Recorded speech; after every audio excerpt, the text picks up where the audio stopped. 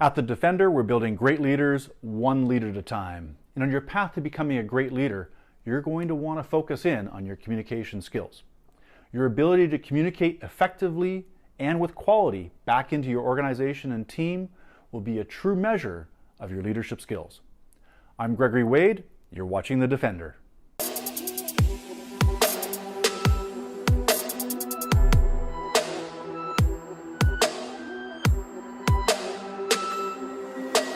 With employee engagement levels within the Western world at an all-time low, it's critical as a leader or an aspirational leader to ensure that you're focusing in on your communication skills.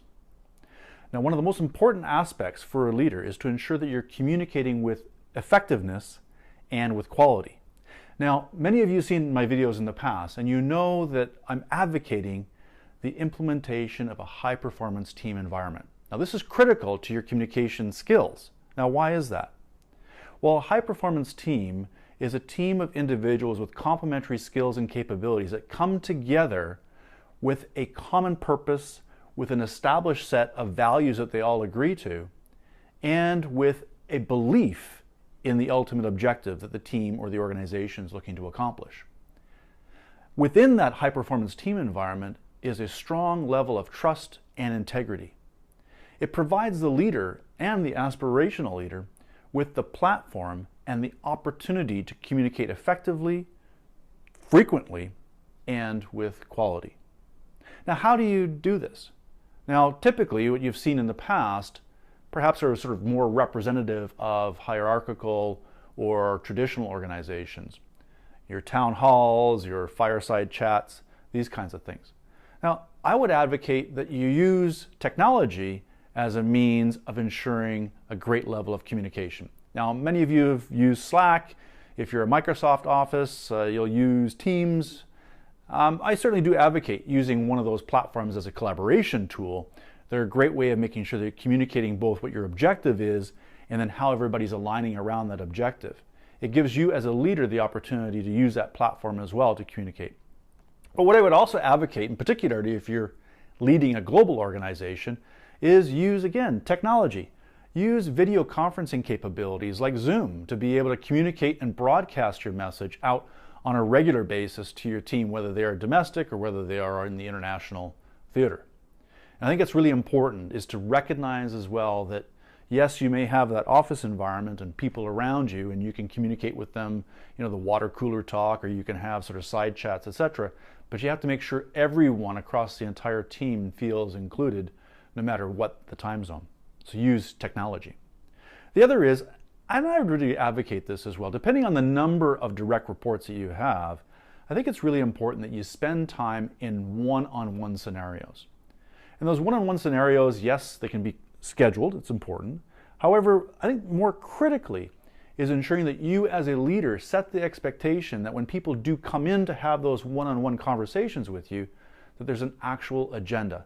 How many of you out there, as leaders or participants working for an individual leading the organization, have run into situations where you kind of walk into that one-on-one scenario and you really don't know what you want to talk about, or you just sort of make stuff up because you have the half hour? So as a leader, make sure you set that expectation from day one that there's an agenda, a purpose, and an outcome for the one-on-one sessions that you have. The other is, I would also advocate, whether it's a SLT, so a senior leadership team that you're guiding and that you're supporting, or a broader team organization as well, have those regular team meetings. Now, how many meetings do we have every single day? That's important. Of course, what's important as a leader or an aspirational leader is to ensure that it is a two-way. Don't have these kinds of meetings where you are sitting in, the lead chair, the head chair, and you kind of go around the horn giving people an opportunity to give you an update. How meaningful is that? I've sat through many of those meetings, and I can tell you, not only are they boring, but they're ineffective. So if it's a two-way street, you challenge the individual within your organization to come forward with where they stand in terms of reaching your objectives, but at the same time, give them an opportunity to pose questions, to present challenges, and to look to you for context and input to how to overcome those particular challenges and obstacles.